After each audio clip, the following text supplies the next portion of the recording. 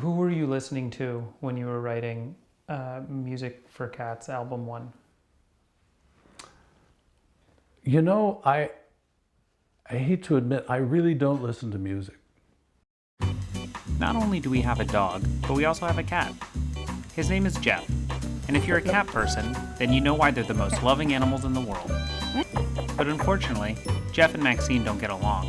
While Maxine hangs downstairs with us, Geoff hangs upstairs by himself. We even have a baby gate so they don't cross into each other's territory.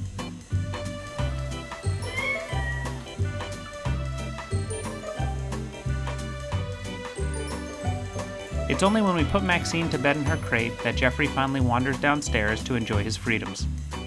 I wanted to make Geoff's lonely upstairs life a little more relaxing, so I did some research and found a guy who lives on a farm in Virginia who actually makes music to relax cats. It seemed too good to be true, so I called up the Yusuf Islam of cat music to see if I could come over and ask him some questions. I chose not to bring Geoff because he had some stuff to do and probably didn't want to meet the other cats. Because surely the guy that lives on a farm making music for cats must live with a fuckload of cats. And to be honest, I was excited to meet each and every one of them.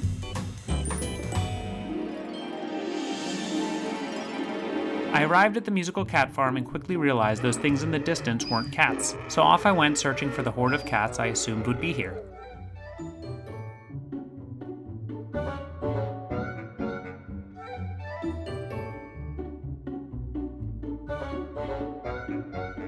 Then the cat guy showed me his gazebo, which was nice but didn't have any cats in it. And then he finally explained where all the cats were. I'm allergic to them. I used to be deathly allergic to them. There was a time when I was staying with a friend in Minneapolis who had a Siamese cat. As I got up in the morning, I was coughing up blood in the shower and I was asthmatic, I could hardly breathe, went to the emergency room. Then I had to have shots. You've never owned a cat? No, so I've never owned a cat. Probably not a good idea to own a cat. How did you know your music would relax cats if you don't have any? That's a good question. My first work was with cotton-top tamarin monkeys, and so I basically built it of a theory. Do you own any monkeys? No. What should have been heaven for a cat lover such as myself quickly turned into a catless nightmare. Would you consider yourself a cat person? No. Actually, I'd consider myself a cat person.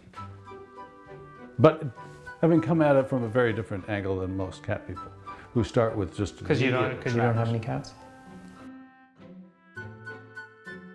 So your debut album, titled Music for Cats, album 1, included such tracks as Lolo's Air, Tiger Lily, and Mimi's Musical, and Scooter Beer's Aria. Who are these cats? I don't know. So you don't know these cats personally? No. I remember researching a very popular YouTube channel that made relaxing music for cats and wondered if David was just trying to copy these juggernauts of cat music just to cash in on the fame and fortune. So I decided to turn up the heat on our interview, like in my favorite TV show, To Catch a Predator. So there's really only one other big name in the relaxing music for cats genre. What do you think separates your work from that of the relaxing music for cats YouTube channel? Music for animals, as it is all human music repackaged for animals. And my music, apparently, according to the researchers, there's something about the music that communicates happiness or peace. Since he had no cats readily available, I told David to pretend I was a cat and to play some music to try and relax me. I wasn't really buying it, so David decided to show me the scientific evidence proving that his music really relaxed cats. It was kind of boring, and to be honest, I was still annoyed there weren't any cats to play with. So to calm me down, David tried playing more of his cat music for me, even though I told him I didn't like pretending to be a stressed out cat. But what about the horse, I wondered? Would this music work on him? Or is that a donkey? I couldn't really tell, but I wanted to find out.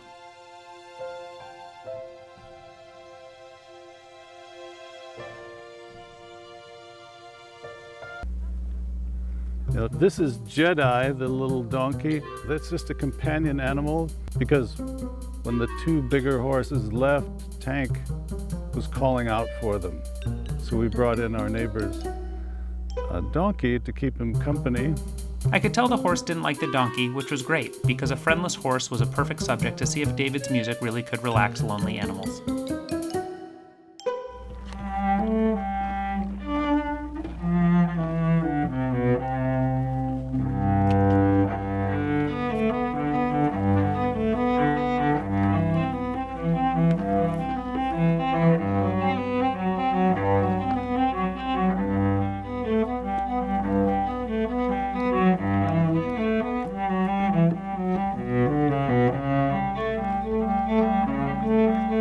And as David played, the most magical thing happened.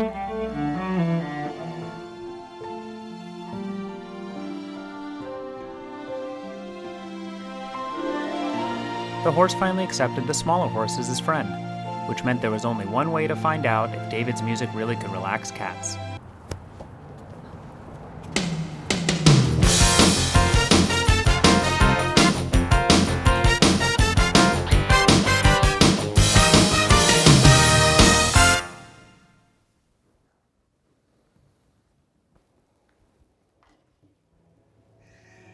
As David began to play, all the cats descended upon him, and I was really just hoping I wouldn't have to see him vomit up any blood.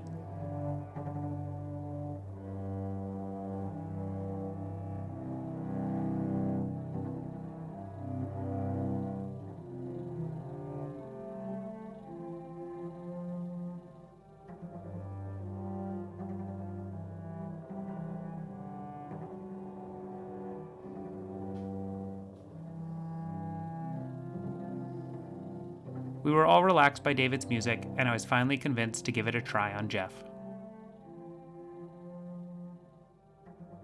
On the way home, I wondered if I had gone too far by bringing David around so many cats, but deep down, I knew that he would want me to forge ahead and complete my mission to relax my cat. So I did what any sensible pet parent would have done.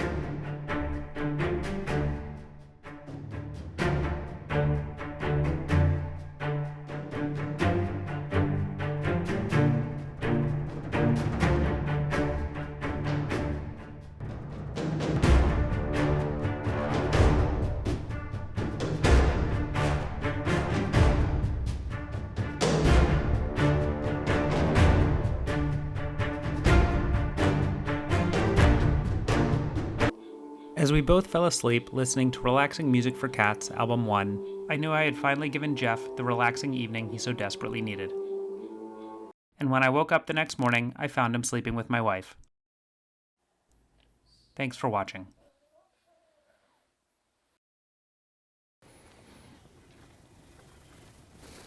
Just, it's like a horse up here and then just fabulous licks down here. Yes, I'm talking about you.